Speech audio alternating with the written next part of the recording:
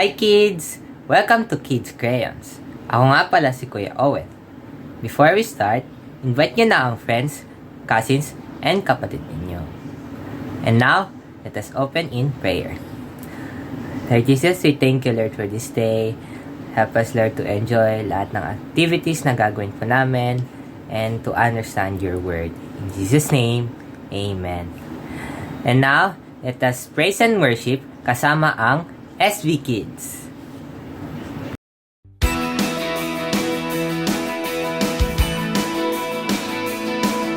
For we are God's masterpiece. He created us anew in Christ Jesus, so that we can do the good things He planned for us long ago.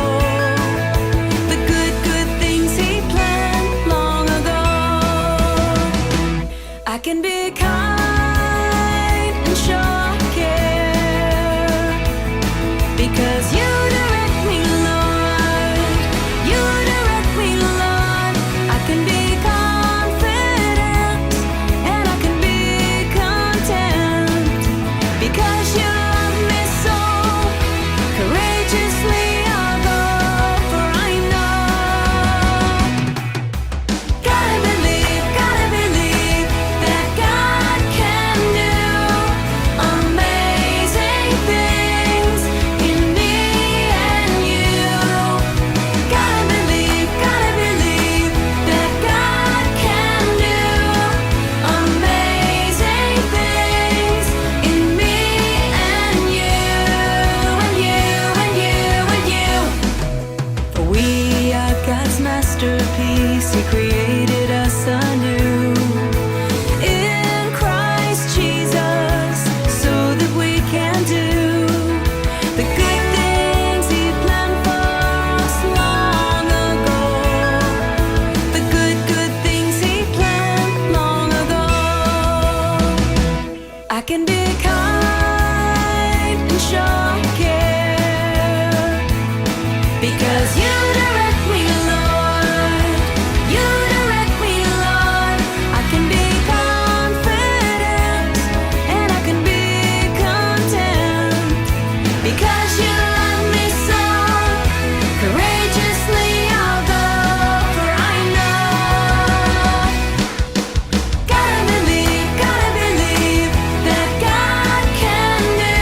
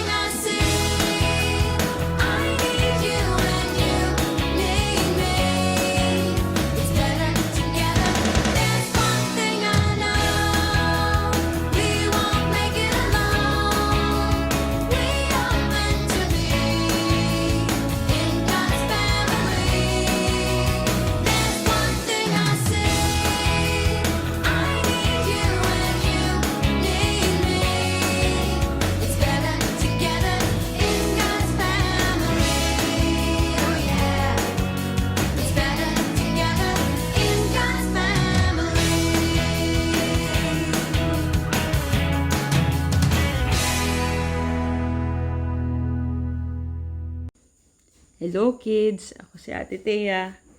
Baka last online na natin to. O see. Pero, naisip mo na ba? Or may naaalala ka ba ngayon?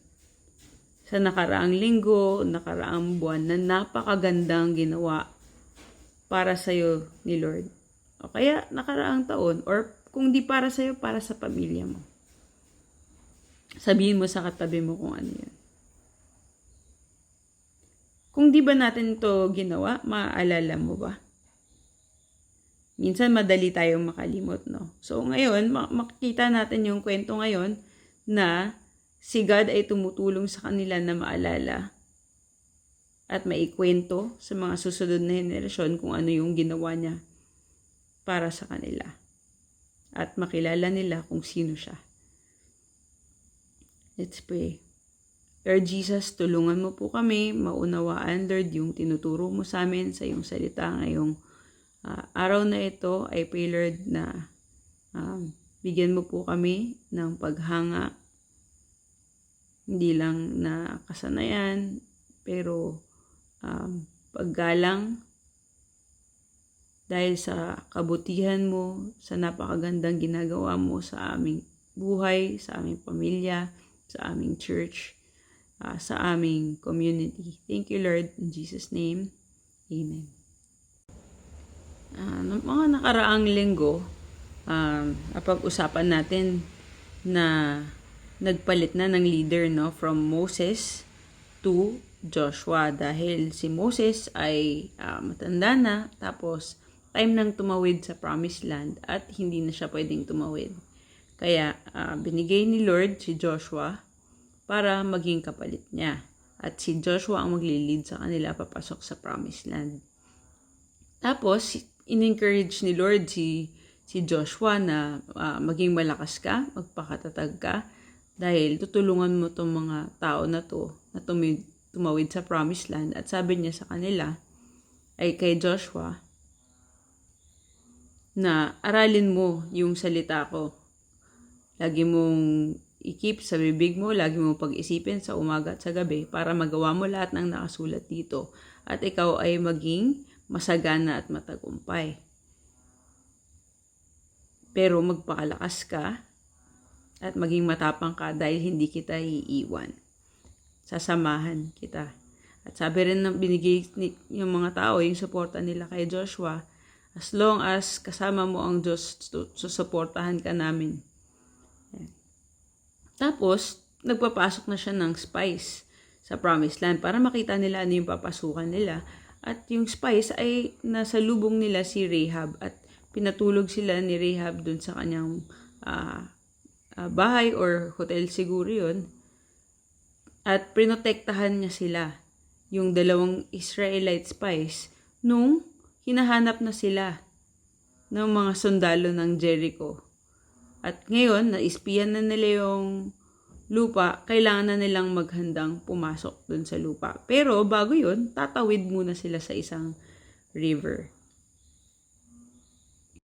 Ang river na ito ay Jordan River. So, nag-set up sila ng camp doon. Nagbigay ng instruction si God anong gagawin nila. At pagka nakita daw nila yung Ark of the Covenant, ayan nakikita natin buhat-buhat ng mga priests. Susunod kayo. So ang naglilid sa kanila yung mga priests. Susunod kayo pero medyo malayo at a distance. So pero bago tayo mag-umpisa bukas, kailangan ayusin nyo kung meron kayong kailangan linisin, ayusin nyo lahat kay Lord, no?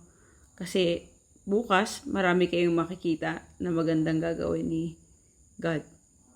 So, sumunod na araw, paggising nila, yung oras na sinabi, bumangon na yung mga priest, naghanda na sila, binuhat na nila yung ark. At, alam natin siguro ano ibig sabihin ng flood stage sa punto na to, di ba? Dahil ilang araw na umuulan, ang daming baha. Flood stage yung Jericho. Yung Jordan River. delikadong tumawid nung isang araw, 'di ba? May sinabihan na huwag nila itatawid yung sasakyan nila. Tinawid, ayan, nahulog sila sa creek. Pero ito, instructions galing kay God. Hindi naman umuulan, pero flood stage. Baha ay flood stage. Ibig sabihin talagang mataas yung tubig ng panahon na yon, dahil river to, baka nung time na yon rumaragasa dahil flood stage nga. Delikado. So, ang instructions ni God is, sabihin mo lang sa priest, punta sila doon. At pag dating nila doon sa riverbank, doon sa dulo ng river, apakan nila yung river. Tuloy lang sila. Tapos nung pag-apak nila, tumigil yung tubig. Doon sa kabilang side, naipon yung tubig. Sa kabilang side, 'di ba, dahil nga river, nag-flow lang pababa yung tubig. Hanggang sa napupuno na doon sa taas yung tubig. Pero doon sa area ng tatawiran nila, tumigil yung tubig. So, nagstay yung mga priest doon sa gitna ng river hanggang sa sumunod lahat ng Israelita at nakatawid sila lahat to the promised land on dry ground. So, naulit yung nangyari sa kanila nung time ni Moses. So, alam nila na sinasamahan ni God si Joshua kagaya ng sinamahan niya si Moses. So, sabi niya dun sa 12 men ng Israel, para maalala natin yung ginawa para sa atin ni Lord, kuha kayo ng 12 stones. Hindi kahit saan galing, pero galing dito sa inaapakan, dinaanan natin na yung dapat nasa ilalim ng ilog. Kukunin niyo yung mga bato. Nandyan, isa para sa isang tribe. So, 12 stones. At dadalin natin yon kung saan magse-set up tayo ng camp or matutulog tayo ngayong gabi. At isi-set up natin bilang remembrance ng ginawa natin ni God para sa atin. Tapos, mga 40,000 people ay nakatawid agad doon sa River Jordan. At nung nakatawid na sila lahat, sabi ni God kay Joshua, sabihin mo sa mga priest, pwede na silang umalis doon sa tubig. So, umalis na sila at pagkaalis ng mga priest, pumalik uli yung tubig at flood stage ulit yung tubig. So, nung nakatawid na sila, inayos nila yung stones para maging alaala na pag nakita natin yung stones na to, yung mga rocks na to, maalala natin kung paano tayo hinatid ng Diyos para makatawid sa lupang pinangako. At pagka tinanong kayo ng mga anak nyo at mga apo ninyo at mga susunod na henerasyon, sabihin nyo sa kanila, pinatuyo ng Diyos ang River Jordan, kagaya ng pinatayo niya ang Red Sea, para tayo ay makatawid, para mapakita niya yung kapangyarihan niya at kayo ay laging humanga sa Kanya. So, nakaisang challenge na sila sa generation ni Joshua. Nakatawid na sila, nakaisang miracle na sila. Ngayon, ang challenge nila is papasukin nila yung Jericho na city of walls. So, puro walls siya, nakapalibot sa Jericho. Ayan, tingnan natin. Ayan, naka-encampo sila sa paligid ng Jericho. Ayan, ito yung Jericho. Di ako sure kung accurate to, pero kung tama to, na ganito ang itsura nun. Pero habang nandyan sila, sinabi ni God sa kanila, marami sa inyo hindi pa na-circumcise, kaya dahil bagong henerasyon na sila at hindi pa sila na-circumcise, yun ang utos ng Diyos, ipa-circumcise mo ngayon lahat ng mga lalaki. At nung handa na sila,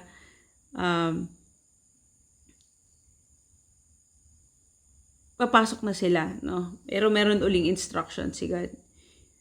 At habang nandun sila sa naka-camp, kinip nila yung Passover. Yung Passover, yung nagpapaalala na yung angel of death nung nakita niya yung blood of the lamb, he passed over their house. Hindi siya pumasok para patayin yung mga panganay dun sa bahay. Kundi nung nakita niya yung blood of the lamb, lumampas siya.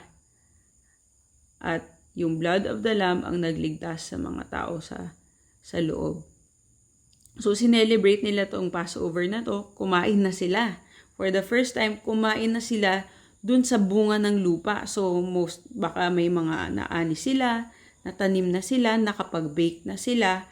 At nung araw na nakakain na sila sa produce ng land, nawala na, natigil na yung mana. Hindi na nila kailangan yung araw-araw, step by step na provision ni God. Nandun na sila sa lupang pinangako. Kumpleto na lahat ng kailangan nila. So, that year, hindi na sila kumain ng mana, pero they ate of the fruit of the land of Canaan. So, sa mga susunod na linggo, tignan natin anong mangyayari. Pero bago tayo matapos, may mga tanong ako. Anong pangalan ng river na tatawiran nila para makapasok sa Promised Land? Jordan River. Ano yung buhat ng mga priests nung umapak sila sa Jordan River tsaka nung nagstay sila sa gitna? Ark of the Covenant. Ano nangyari doon sa rumaragas ang tubig ng Jordan nung naapakan nila yung tubig? Tumigil, na parang naharangan. Number 4. What did the Israelites pick up from the middle of the Jordan River? Ano yung pinulot nila sa gitna? Mga 12 stones. Bakit kaya ni Lord sinabi kay Joshua na ipunin yung 12 na bato na yon? Para makita nila at ng susunod na henerasyon at maalala nila kung ano yung ginawa nila ni Lord para sa kanila at magkaroon sila ng takot sa Diyos. Yung pagtawid nila sa Jordan River, anong pinakita nun sa Israelites tungkol kay God? Na siya ay kahanga-hanga at makapangyarihan. Ano naman pinakita nun tungkol kay Joshua? Na kagaya ng sinamahan ni Lord si Moses, ganun din sinasamahan niya si Joshua. Nangyari din to kay Elijah and Elisha. No, may nangyari, tumigil yung tubig kay Elijah nung may anointing na si Elisha, ganun din yung nangyari. So, napapakita na yung same anointing, same authority ay naipasa kay Joshua.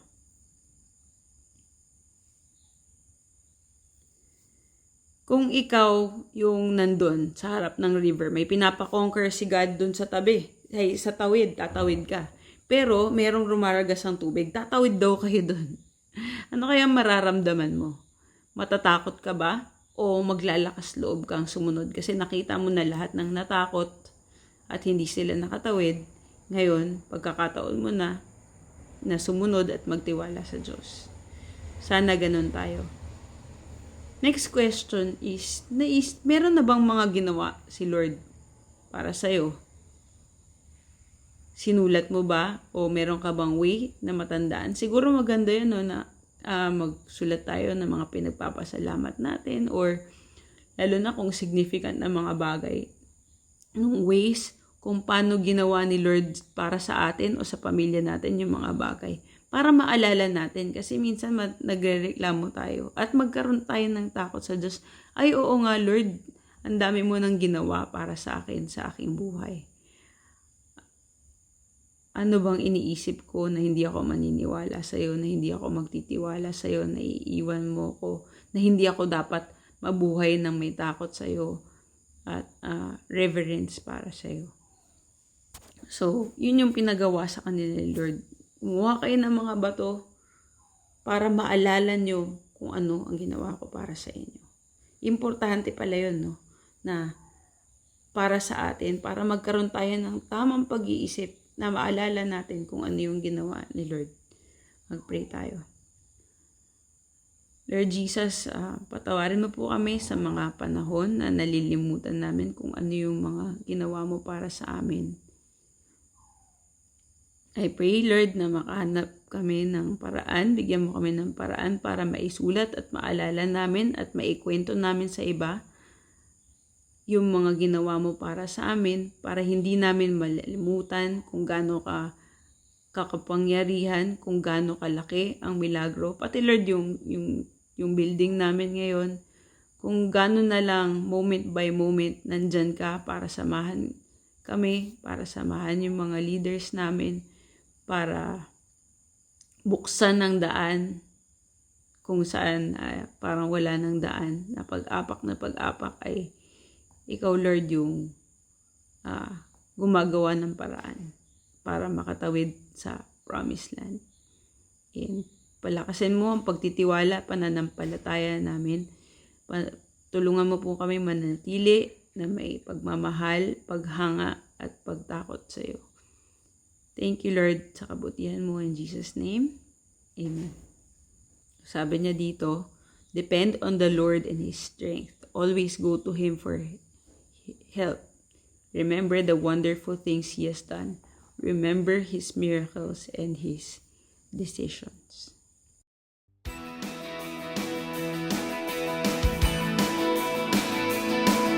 For we are God's masterpiece. He created us anew in Christ Jesus, so that we can do the good things He planned for us long ago. The good things He planned long ago. I can be kind and show care, because you direct me, Lord. You direct me, Lord. I can be confident and I can be content, because you love me so. Courageously I'll go, for I know. Gotta believe that God Hi crayons, I'm Ate Jem, and today we're going to color. in me and you. Gotta believe that God can do amazing things in me and you, and you, and you, and you. For we are God's masterpiece. He created us anew in Christ Jesus, so that we can do